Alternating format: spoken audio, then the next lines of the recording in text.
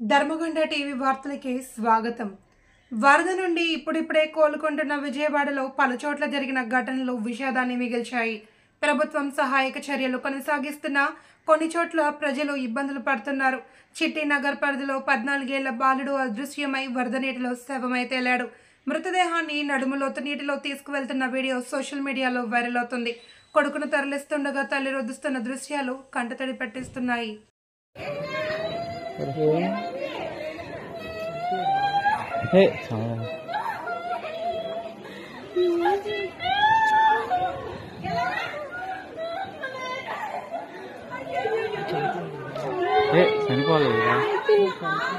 చనిపోలేదు.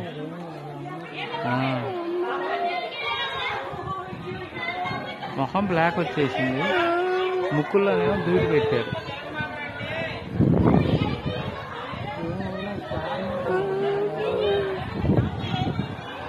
అరే ఎలా ఉన్నాడు? ఏం కావాలా? పడిపోయాడు అంతే. చనిపోయాడా?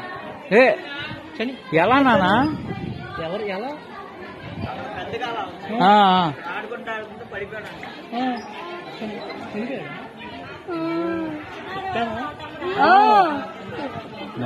మెల్లగా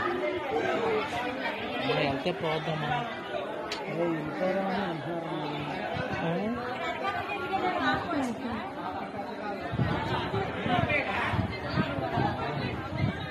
జాగ్రత్తగా ఉంచుకోవాలి. మా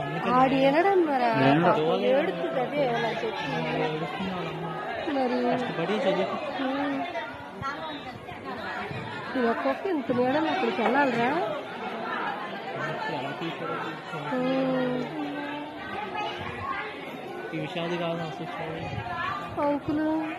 ములుగు తాడ్వాయి అటవీ ప్రాంతంలో వేల చెట్లు నేల కొరగడానికి వాతావరణంలో మార్పులే ప్రాథమిక కారణంగా భావిస్తున్నాము అని రాష్ట్ర అటవీ సంరక్షణ అధికారి రాకేష్ మోహన్ డోబ్రియల్ తెలిపారు.